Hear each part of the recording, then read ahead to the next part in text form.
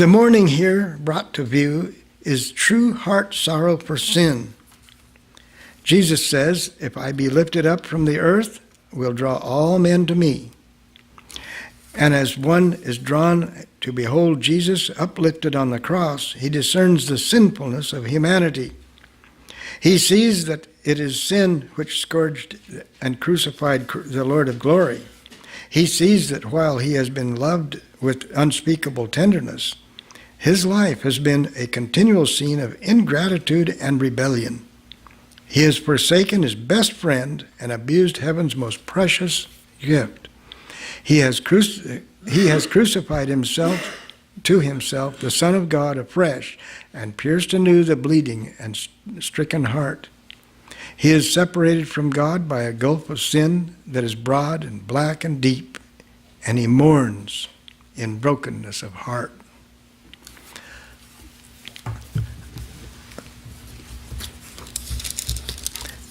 I'd like us to look at some others.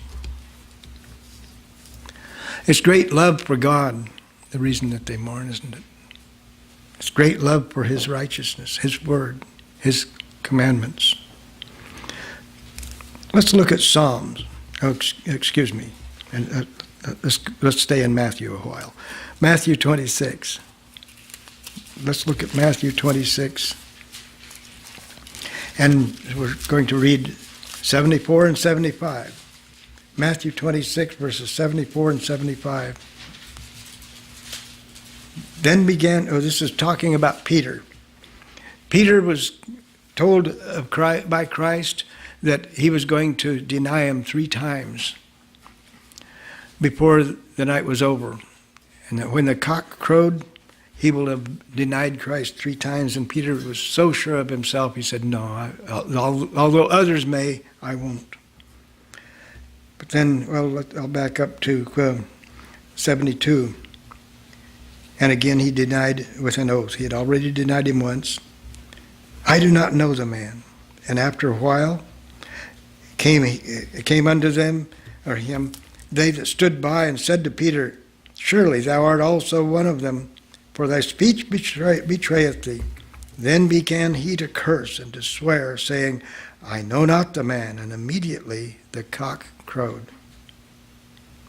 And Peter remembered the word of Jesus, which said unto him, before the cock crow, thou shalt deny me thrice.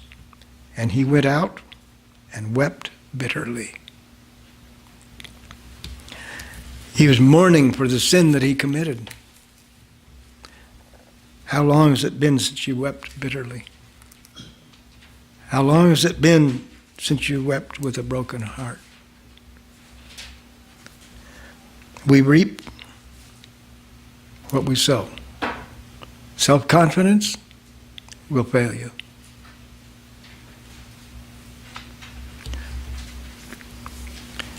When was the last time that you felt broken? So where you couldn't trust yourself anymore? Matthew 7.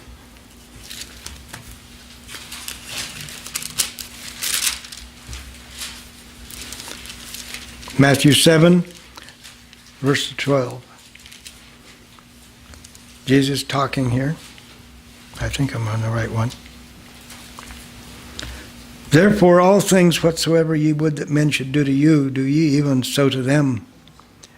For this is the law and the prophets. I've got a wrong text here. I don't know what okay. Luke 7:36. We'll go to Luke. Luke 7.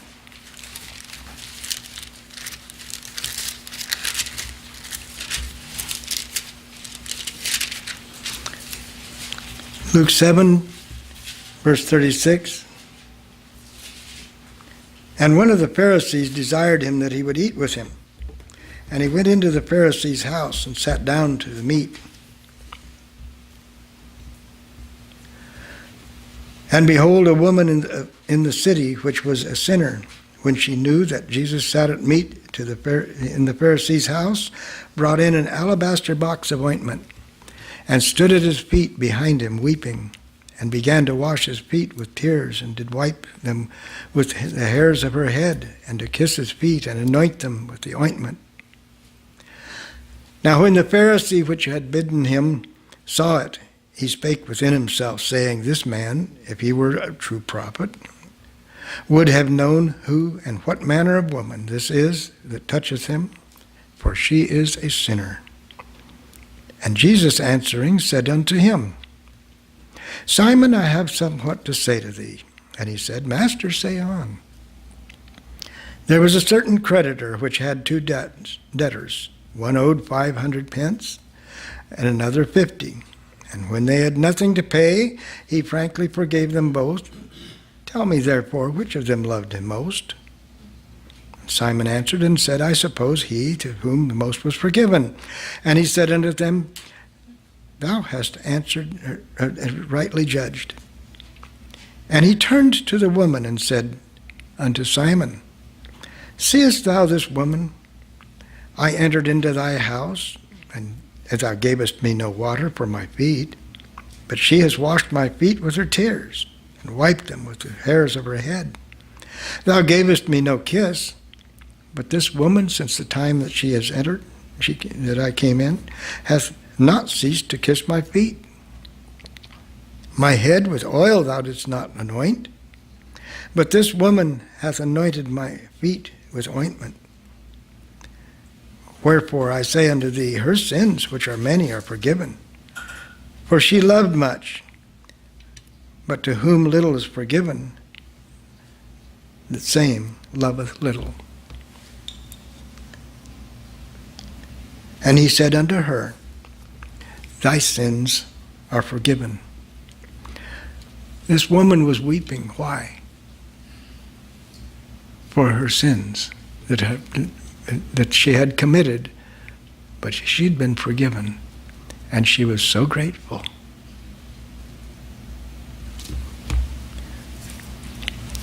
She mourned for the sins. She was heartbroken over them. But she went to the one who could forgive. And then I'll look at John 11.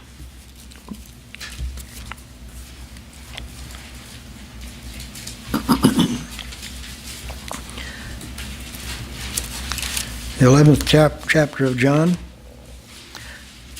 This whole chapter is about Jesus and Lazarus. Now there's a parable about Lazarus. Interesting in that parable,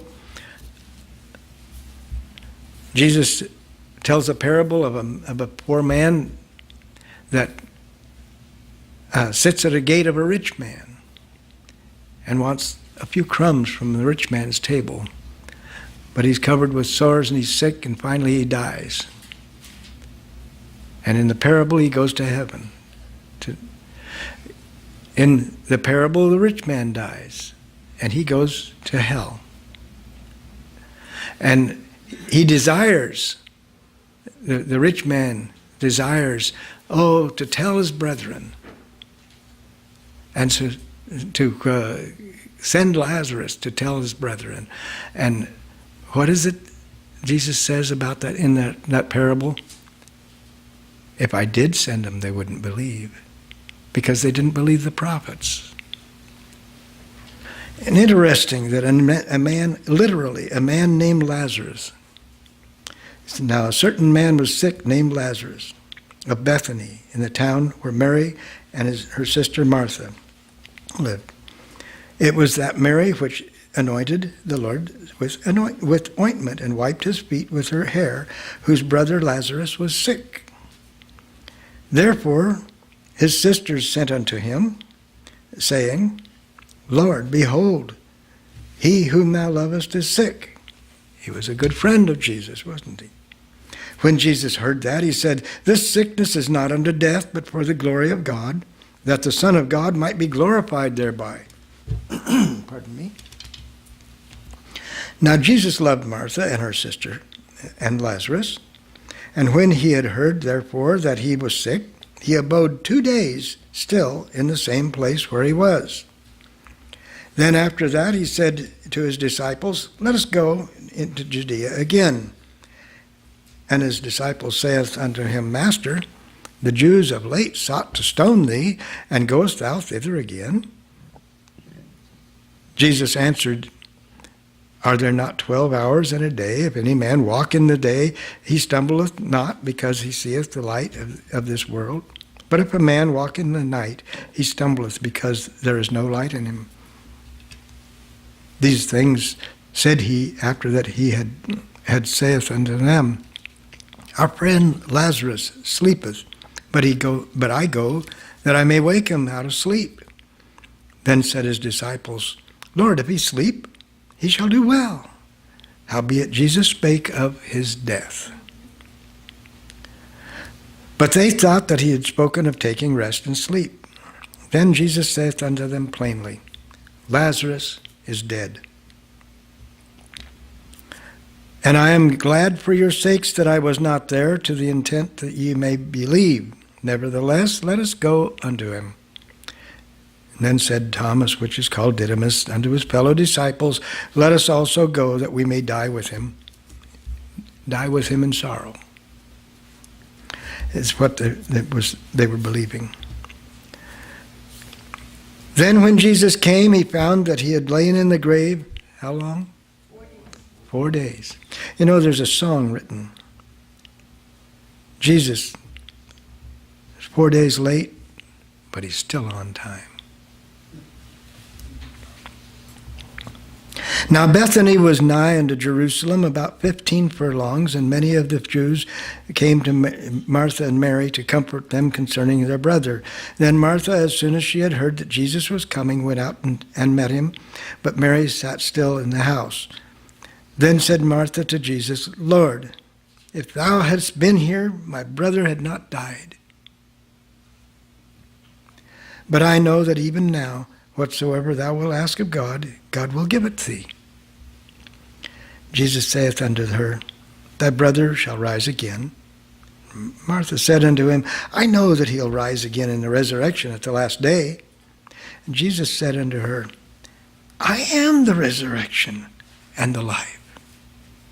He that believeth in me, though he were dead, yet shall he live.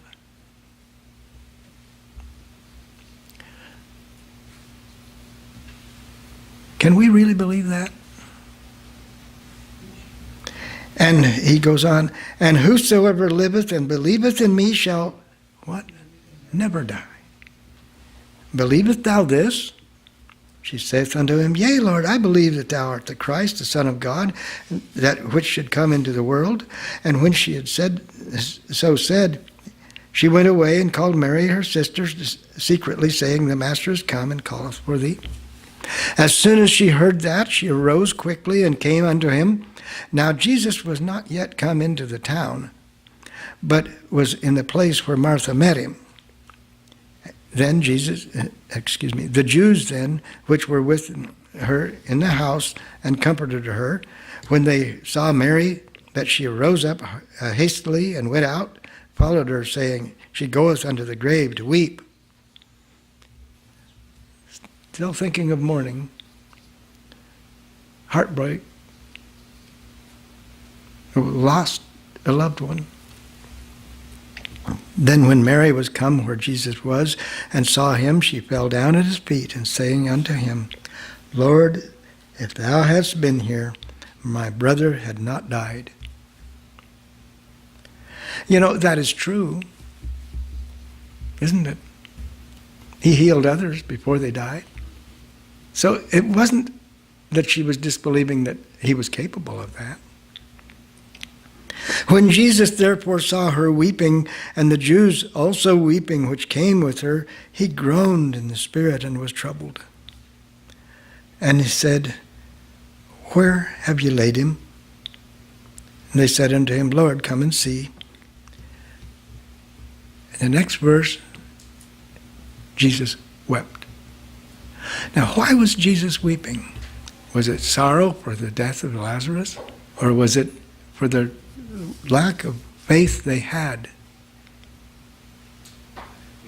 It was for the lack of faith. Then said the Jews, "Behold how he loved him." And some of them said, "Could not this man which opened the eyes of the blind have caused even this man that he should not have died?" Well, yes, they were right. They weren't wrong in that. Jesus, therefore, again, groaning in himself, cometh to the grave. It was a cave, and a stone lay upon it. Jesus said, "Take ye away the stone." And Martha, the sister of him that was dead, saith unto him, "Lord, by this time he stinketh, for he has been dead 4 days." Now, could it be that he had been in that grave 4 days and he hadn't really died? Think about it. How long can you go without water? 3 days. And that's at a stretch, generally. And he's been in there 4 days. Was he dead? He was dead. And Jesus said unto her, "Said I not unto thee, that if thou wouldst believe, thou shouldest see the glory of God?" Then they took away the stone from the place where the dead was laid, and Jesus lifted his eyes and said, "Father, I thank thee that thou hast heard me. And I knew that thou hearest me always, but because of the people which stand by, I said it, that they may believe that thou hast sent me." And when he had thus spoken, he cried with a loud voice, "Lazarus, come forth." And he that was dead came forth, bound hand and foot with grave clothes, and his face was bound about with a napkin. And Jesus said unto them, "Loose him, and let him go."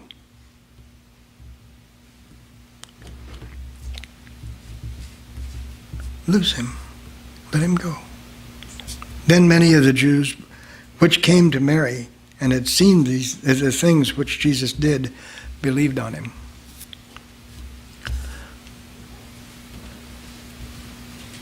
Your mourning shall be turned to joy.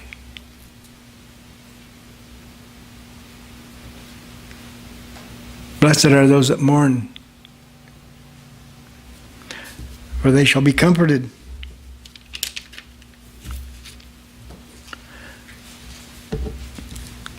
Now, if Lazarus had gone to heaven directly when he died, you think he'd enjoy coming back to this earth? You think he would consider it blessed? You think he'd have been happy about it? That would have been cruel. He said, Jesus said, he sleepeth.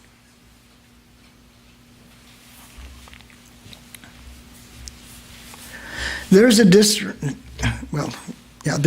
difference between church membership and consecration.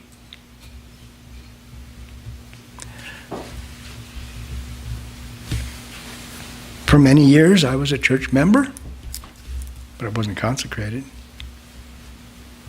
Did I believe? Yeah. But I didn't have my heart in it. For many years, I lived that way. Then I got the vision of selfishness wasn't the way to live.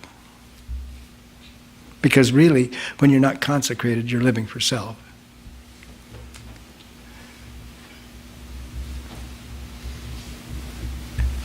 A membership on the books, yeah. What good did that do? Not a bit. You know, I don't think Lazarus could have been called forth by Christ, or would have been, maybe I ought to word it that way, would have been called forth by Christ had he been just on the books. I think that Lazarus had in his heart the love for Christ. Not Not just Jesus himself, but the love for God. That he was worthy to be resurrected.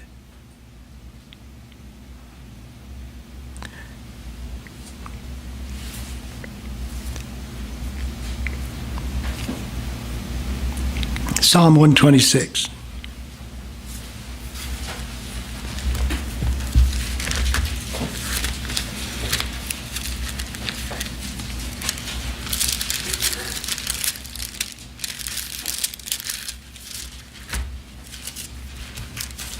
Psalm 126. The whole psalm. When the Lord turned again the captivity of Zion, we were like them at the dream, like them that dream. Then was our mouth filled with laughter, and our tongue was singing. Then said they among the heathen, the Lord hath done great things for them. The Lord has done great things for us, whereof we are glad. Turn again our captivity, O Lord, as the streams of the south. They that sow with tears shall reap in joy. They that go forth and weepeth, bearing precious seed, shall doubtless come again with rejoicing, bringing his sheaves with him. We have a work to do. We may sow in tears because of the trials that we go through for that. And what is this sowing?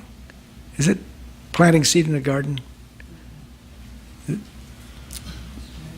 It's going to our neighbors, telling them of Christ, of the great love Christ has for them, and that he is able to raise the very dead.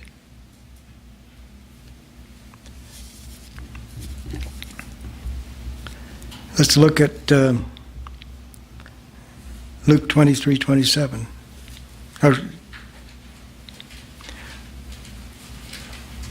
Luke 23:27.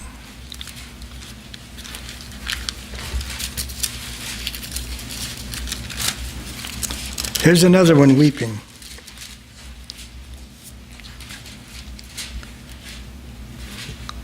I'll start with 26. And as they laid him away, this is Jesus after his crucifixion, he was taken down. And as they laid him away, they laid hold upon led him away.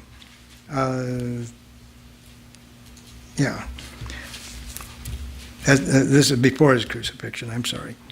After his court case, and now he's being led away to be crucified. One Simon, a Cyrenian, coming out of the country, and on him they laid the cross, that he might bear it after Jesus. And there followed him a great company of people and of women, which also bewailed and lamented him, sorrowing, mourning. But Jesus, turning unto them, said, Daughters of Jerusalem, weep not for me, but weep for yourselves and for your children.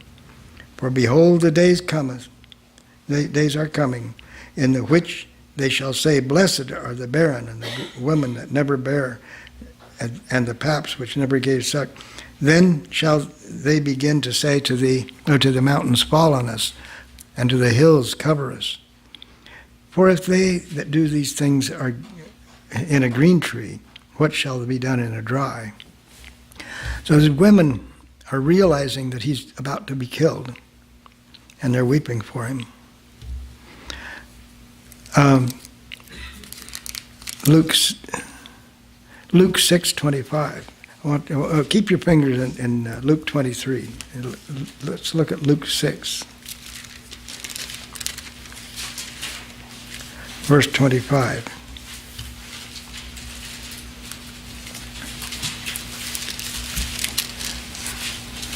This is right after John the Baptist was baptized. Beheaded. I'll get it right pretty soon. John the Baptist had been baptized. I'm sorry. John the Baptist had been beheaded. You're right. Or at least baptized before you're beheaded. Okay, Luke 6:25. And she came in, okay. What? Woe unto you. 6. I think maybe, okay. And she came in and straightway with haste unto the king and asked, saying, what shall I? I think I've got a wrong text. No, woe unto you that are full, for you shall hunger. Woe unto you that laugh now, for you. Oh, I'm in the wrong book. I'm in Mark. Sorry. Okay. It says, this is in the Beatitudes. Woe unto you that are full, for ye shall hunger. Woe unto you that laugh now, for ye shall mourn and weep. Now go back to Luke 23. And what is Christ saying in verse 30? Then shall they begin to say to the mountains, fall on us, and the hills cover us. For they that do these things in a green tree, what shall be done in a dry? Those that are proud today, those that think they have it all together today, are going to turn their ideas of what is good and what is right. So we have a job to do. And there's in Ezekiel, there's some talk about that job. In Ezekiel 3. Ezekiel 3:17 says, Son of man, I have made thee a watchman unto the house of Israel. Therefore hear the word at my mouth, and give them warning for me. When I say unto the wicked, thou shalt surely die, and thou givest him not warning, nor speakest the warning to warn the wicked from his wicked way, to save his life, the same wicked man shall die in his iniquity, but his blood will I require at thine hand. Yet if thou warn the wicked, and he turn not from his wickedness, nor from his wicked way, he shall die in his iniquity, but thou hast delivered thy soul. Again, when a righteous man doth turn from his righteousness and commit iniquity, and I lay a stumbling block before him, he shall die, because thou hast not given him warning. He shall die in his sins, and his righteousness which he hath done shall not be remembered, but his blood will I require at thine hand. Nevertheless, if thou warn the righteous man, and that the righteous sin not, and he doth not sin, he shall surely live, because he is warned. Also, thou hast delivered thy soul. We have a job to do. It's not just living comfortably at home. We have a job to do to reach out to others, to give them a warning. Ezekiel 33. Ezekiel 33, starting with 6. Actually, I'm running out of time. Okay. But if the watchman see the sword come, and by the way, God was talking to Ezekiel and saying, Son of man, are you a son or daughter of God? Are you a son or daughter of man? Then we have a responsibility. Now this is talking about a watchman. But if the watchman see the sword come and blow not the trumpet, and the people be not warned, if the sword come and take away the person from among them, he is taken away in his iniquity, but his blood will I require at the watchman's hand. Are we watchmen? We're watchmen. We've been given a message. It's our responsibility to give that message to whomsoever. Ashley was just bemoaning that he delivered something to somebody, a fellow, and then he failed to tell him about God.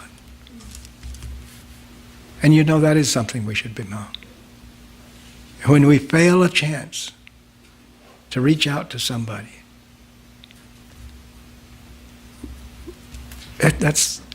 we can't take back the time and go back and do it.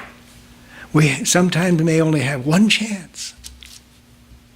But that one chance may be a salvation for that person.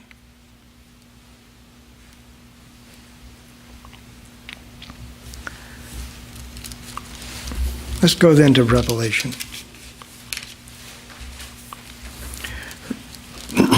Revelation 7.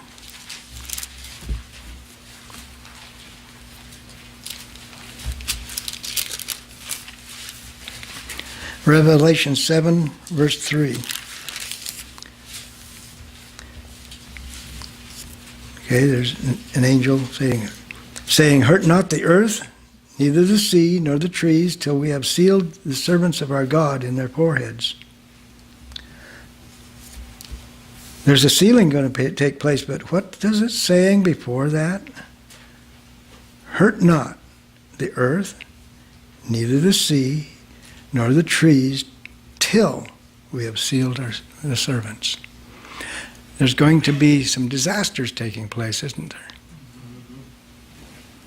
9, chapter 9, verse 4.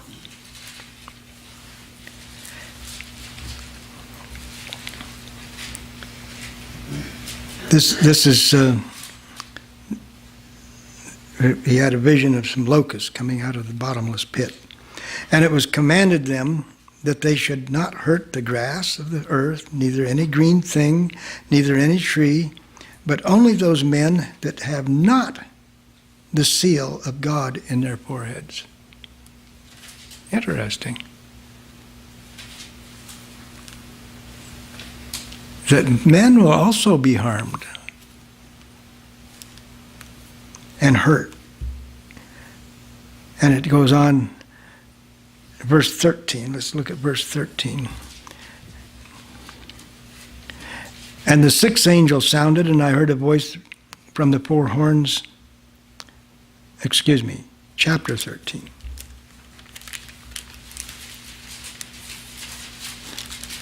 What? Maybe I messed up there. No, I think it is 9:13. And the sixth angel sounded, and I heard a voice in the four horns of the golden altar, which were before the throne, saying to the sixth angel, which had the trumpet, loose the four angels that are bound in the great river Euphrates. And the four angels were loosed, which were prepared for an hour and a day and a month and a year, for to slay a third part of men. How many people are there on the earth today? There's around. How many? Almost 8 billion. Almost 8 billion people. A third. Almost 3 billion people. That's more people than there are in the United States, Canada, and Mexico. That's.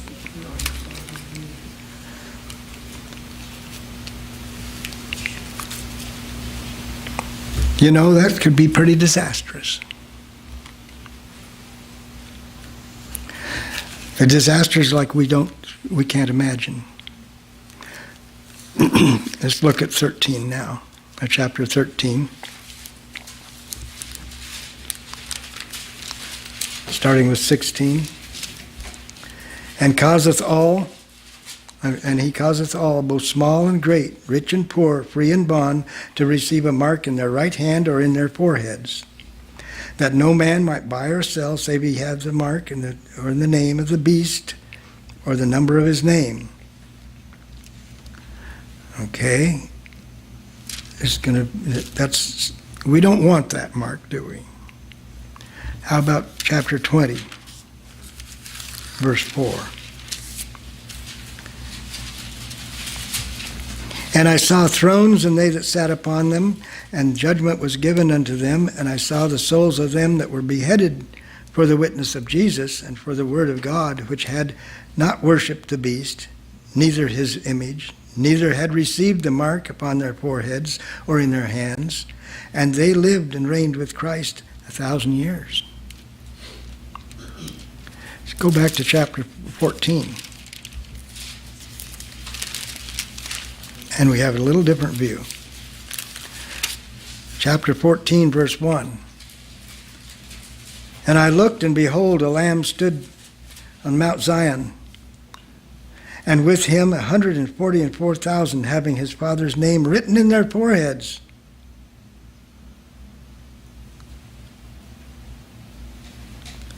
Verse 3. And they sung a new song, and they sung, as it were, a new song before the throne and before the four beasts and the elders. And no man could learn that song but the 144,000 which were redeemed from the earth. Chapter 22, verse 4.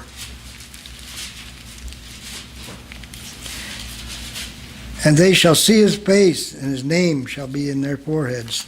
Chapter 21, verse 4.